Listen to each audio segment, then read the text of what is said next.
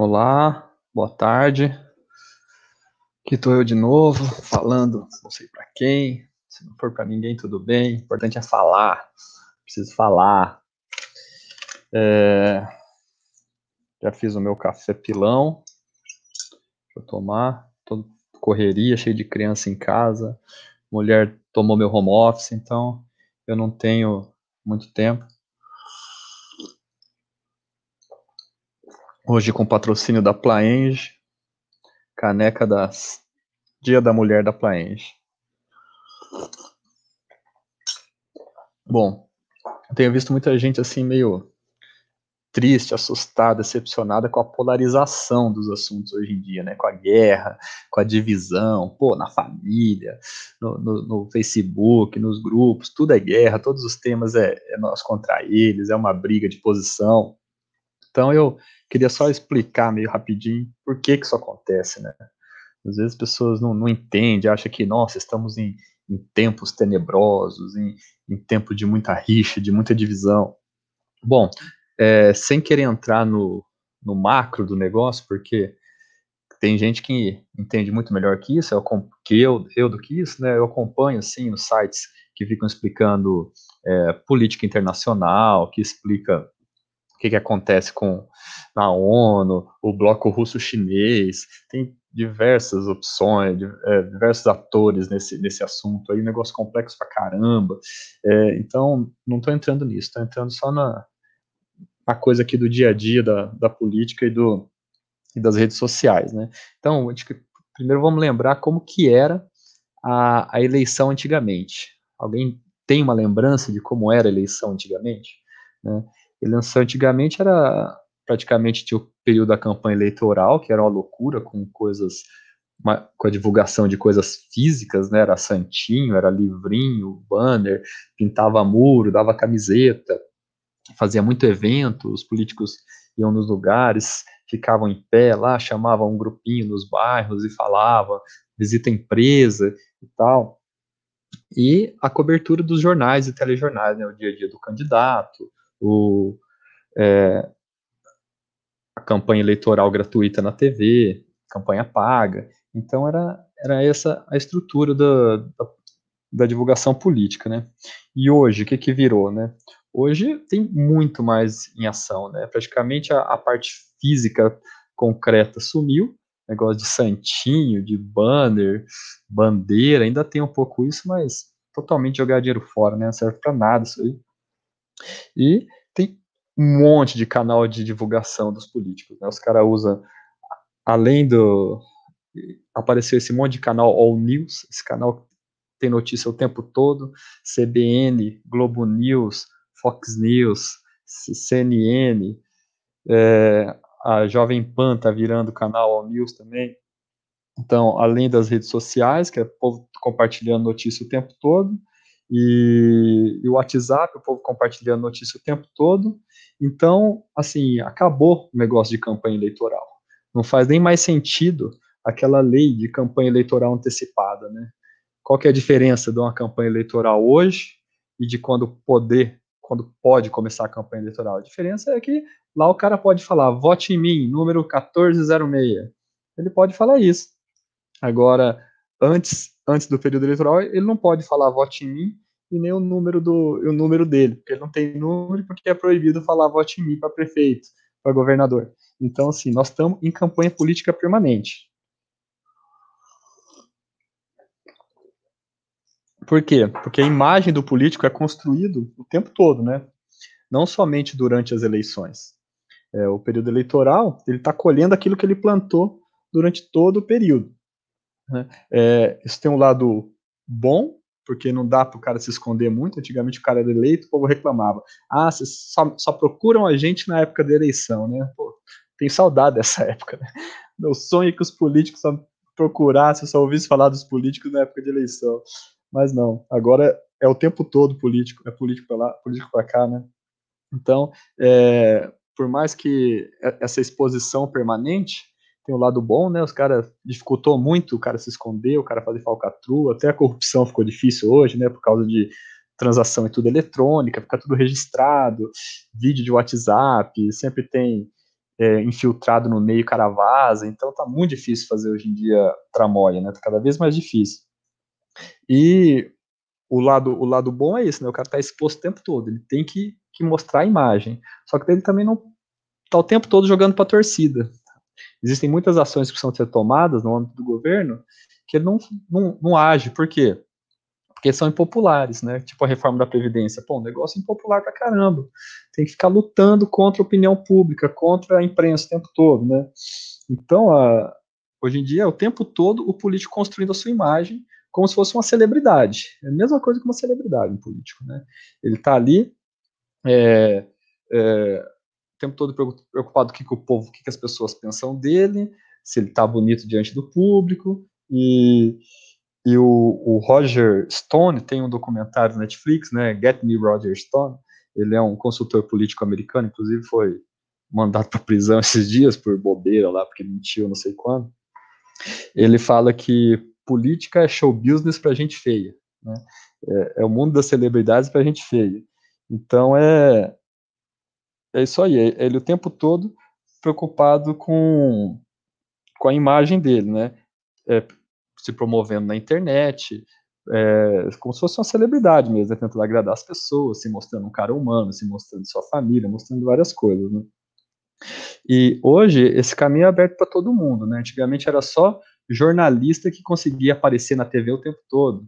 Então tem muito jornalista que virou político, né? Aqui em Londrina tem o Barbosa Neto, tem o Bellinati, os caras que eram jornalistas que ficavam lá metendo a boca na TV e metendo a boca na política, nos governantes e tal, e daí os caras conseguiam essa projeção, né? Conseguiam essa projeção diante do público.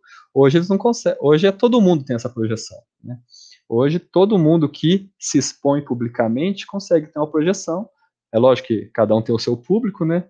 Mas daí os caras acabam sendo empurrados para a campanha eleitoral. A gente vê os youtubers aí, o pessoal do Facebook, que tem um monte de seguidores, os caras tinham lá o seu público, o Alexandre Frota, o Kim Kataguiri, o Luiz Miranda, até o Kim Kataguiri, nem tanto porque ele já estava no meio político, mas você pega, por exemplo, o Alexandre Frota, um cara que não tinha nada de política, era ator, começou a bater na esquerda na internet, começou a juntar gente em volta dele, aí provavelmente um partido procurou ele, vamos candidatar, você tem um público bom, você consegue se eleger. O cara conseguiu se eleger, né? O Luiz Miranda, o cara é um bandido, tranqueira daquele, né? Mais processo que fio de cabelo.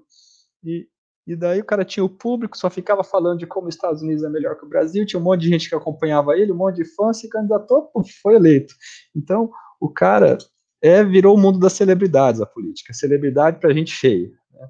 É só construir uma imagem, ter o seu público e fazer 2 meses de campanha, bater firme durante a campanha, vote em mim, que o cara é eleito.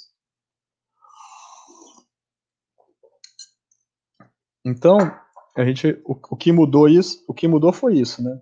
Antigamente existia o período eleitoral, hoje em dia o tempo todo é período eleitoral. Então, o tempo todo é o político promovendo a sua imagem, mantendo a sua imagem na frente da TV. Todas as ações, inclusive as comissões do governo, né? Tem aquelas comissões lá da Câmara, tudo passando ao vivo no YouTube, depois a TV vai lá, recorta os melhores momentos. Então, os deputados estão ali atuando o tempo todo bravo e tal, se mostrando machão, e o cara que está batalhando e tal, né? Tudo jogo de cena, tudo para construir a sua imagem. Então, como a gente está em campanha eleitoral permanente, os elementos de uma campanha eleitoral entraram para o dia a dia. Isso que é o inferno. É por isso que está o inferno essa vida. Porque os principais elementos de uma campanha eleitoral é o quê? É a rotulagem e a polarização. A rotulagem, que é você acusar o outro de ser alguma coisa, a calúnia, difamação, né? A rotulagem não precisa ser exatamente mal, né? O Lula, por exemplo, é um cara que tem vários rótulos, né? Tem o rótulo de pai dos pobres, e tem o rótulo de cachaceiro, e tem o rótulo de um monte de coisa. Então, a rotulagem, que é uma das principais guerras da política, entrou para o dia a dia. E a polarização, que é o nós contra eles, né?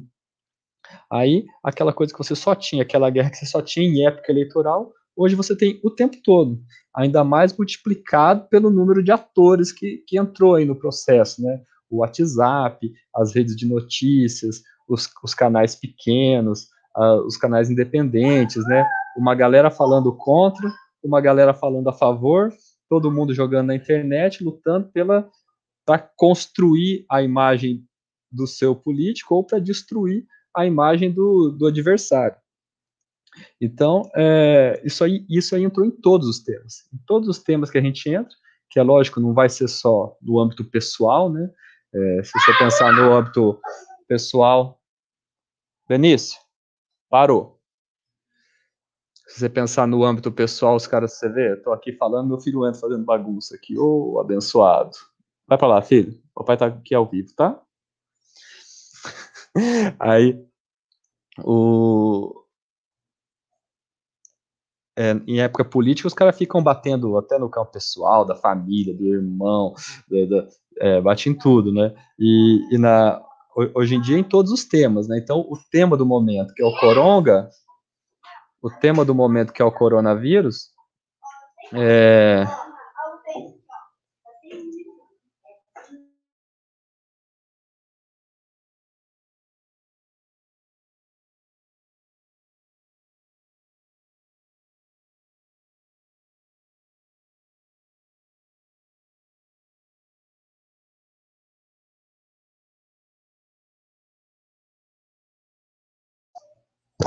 bom, eu tava com plateia aqui, tive que expulsar a plateia, desculpa.